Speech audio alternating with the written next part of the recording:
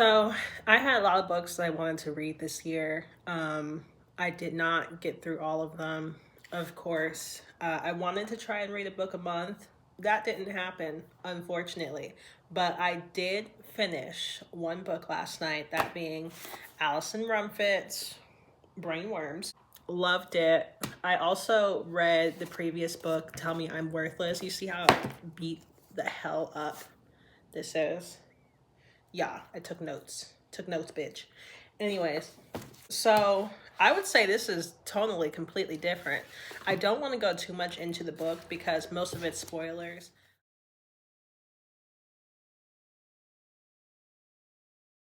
I'm a big fan of horror, especially body horror. It is one of my favorite genres if done right.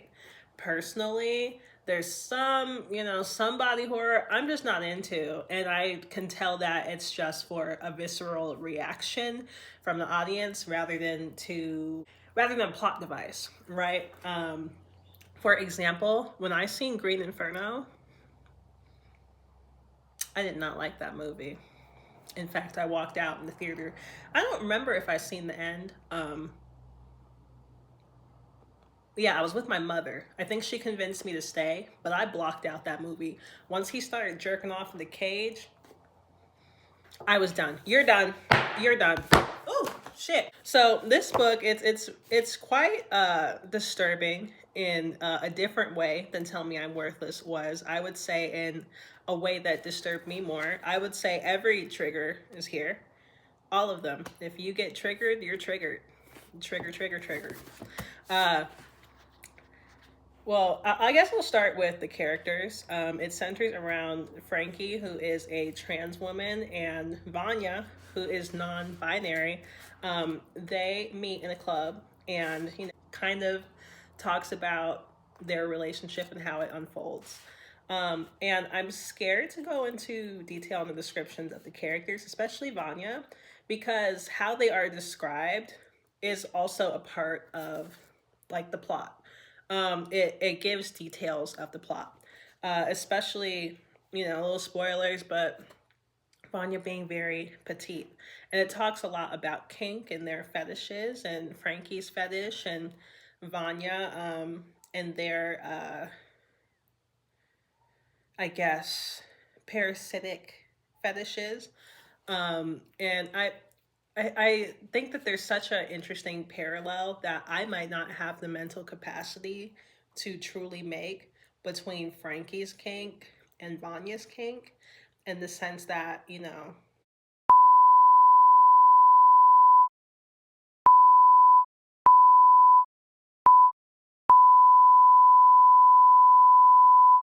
is okay to kink shame sometimes.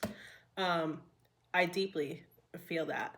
I was trying to have a discussion about this book with my boyfriend, and I don't think I did it justice as far as the brainworms themselves, the title of the book, and what they represent and how much they are actually featured in the book. I was telling him about it, and I was mostly going into the relationship between Vanya and Frankie, and not into the separate parts that are this parallel kind of arc with the brainworms and then with their relationship. And I was watching a review. I will look back on who the creator was, but she talks about the Twitter and the kind of concept of transphobic people having brainworms or worms in their brain, and how Alison Rumfitt expands on that idea. And deeper than that, I think that it's a beautiful kind of like expose on how Ooh, I'm using big words, but on how ideas can really plant themselves in your brain and suck the life out of you if you allow them to. And it really hit close to home with one of the characters, Vanya's mother. We're getting into spoilers, who is a TERF, and who really despises Vanya for the idea of escaping womanhood somehow by identifying as something that is not that. Um, For me, it hits close to home because I know that woman who is so angry at others for choosing to live a life that is not conventional in a way that they don't feel like they ever had that choice. So why should you?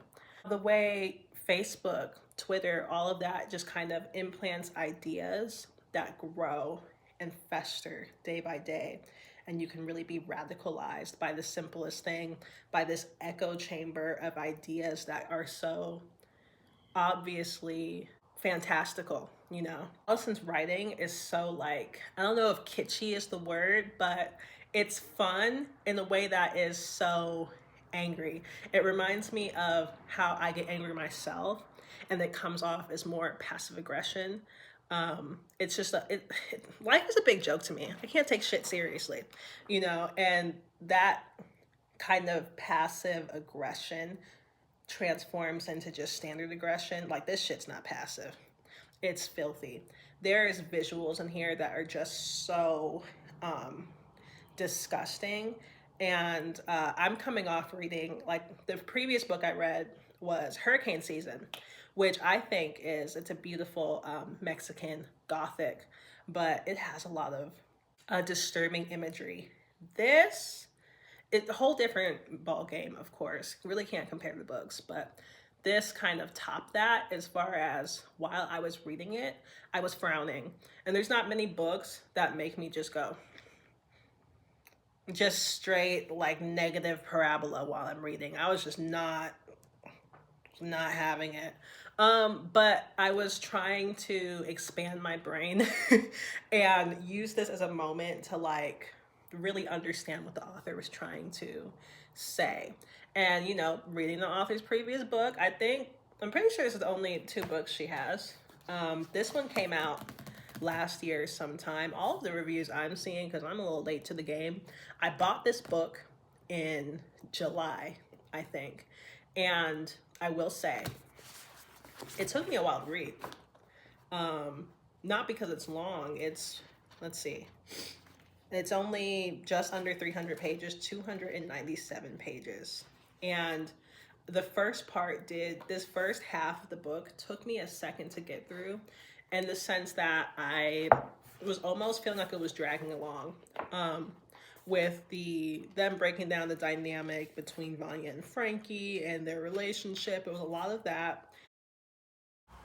And I don't want to be confused for like a person complaining that a book has words. I know that, you know, there are some people out there like that. But more, if there was an area in which I would like the author to maybe clean it up and tighten it and cut the fat, it would have been that whole first half. But then we get to the middle, and it unfolds in a way that's so like that I completely ran through that last part. I probably read that last half of the book, the equivalent amount of pages that took me 2 months prior. I ran through that in like 2 days. And it's just because, you know, it finally like started to wrap up. But I love her writing. I love the way it just has an energy. It's full of energy. And right now I moved on from Alison Rumfitt's books onto reading Loosening Skin. And it just doesn't have that energy. But it's a whole different ball game. And I wouldn't even call this a horror book. I love the bizarre. And this is definitely a bizarre little read. I still don't want to spoil too much, but I really love the parallels between the Vanya's affliction and her mother, and how that shows on their body and in their sickly appearance. It's it's definitely mentioned multiple times. I don't want to say why; it's a little bit of a spoiler, but you know, it was just slowly drawn out, you know, it was just drawn out, trickled into like what unfolded into a beautiful ending. And that's what I was getting at with, you know, my inability to really explain this book and what it is, especially to my boyfriend, because I told him about the ending and he was like, what? Like, because I only talked about their relationship really, and not really the brainworms themselves and what they represent and what they do to the characters and how they affect them. And And just the visual of the worms is so disgusting. There's lots of different parasite related imagery here that's just in such graphic detail. Great read. I really enjoyed it. And it was really great before bed. I know a lot of people might disagree, but a good horror book at night under some dim lighting is amazing. And if anybody does watch this and you guys have recommendations for something else I might like, I would love that. Hurricane Season was an amazing book. Both of these books were stellar. Loosening Skin, I don't know yet. We'll see. I usually get to that halfway point in the book and all of a sudden everything just falls into place and I understand and I'm in the world. But before I get there, it takes me a really long time to be invested. And that is my problem as a reader. And this year I'm really trying to reinvest into literacy, into the privilege of literacy, and, you know, enjoying the things that I used to when I was a little younger. Just falling into a book and sitting and reading for hours and hours. So, yeah. Bye!